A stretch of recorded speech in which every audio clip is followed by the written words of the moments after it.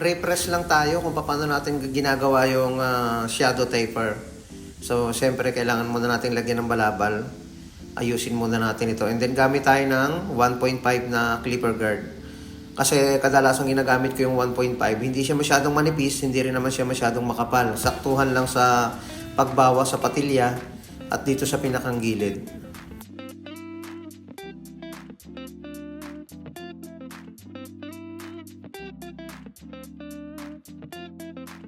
And then overcomb, bawasan natin yung kumakanto rito sa gitnang bahagi.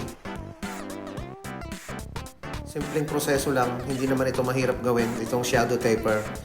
Taper din siya pero nagkakamera siya ng parang shadow sa gilid. Babawasan lang natin yung pinakang gitna ng kanyang patilya at saka yung dito sa may parteng likod.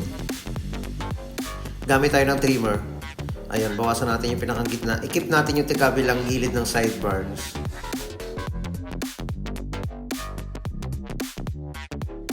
Lagyan na ng lugar ng pag-aahitan dito sa may gilid na yan, bakarb, saka dito sa may lugar ng kanyang likod ng tenga.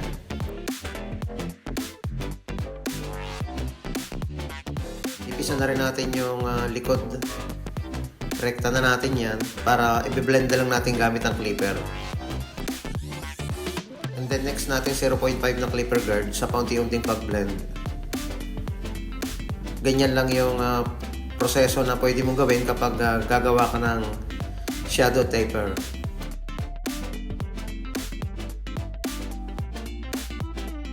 Kapag hindi natin tinatamaan yung white and dark area o hindi nagiging balance yung pag-blend, syempre tanggalin natin yung clipper guard para mawala yung pinakang lines or yung pagitan ng dark and white area. Ahitan yung pinakang gilid nito.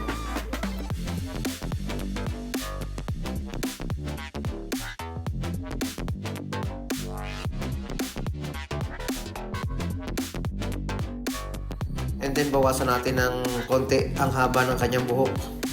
At i-texture na rin natin ito.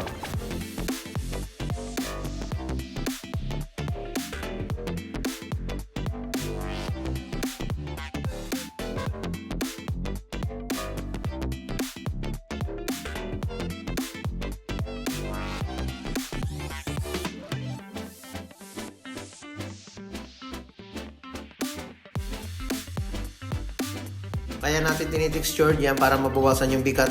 Kung nais mo na iporma ng medyo nagbo-volume yung buhok, eh syempre susunod yan dahil hindi mabigat yung dulo. Susunod din ng maayos kahit i-brush up mo pa. O yan, okay na.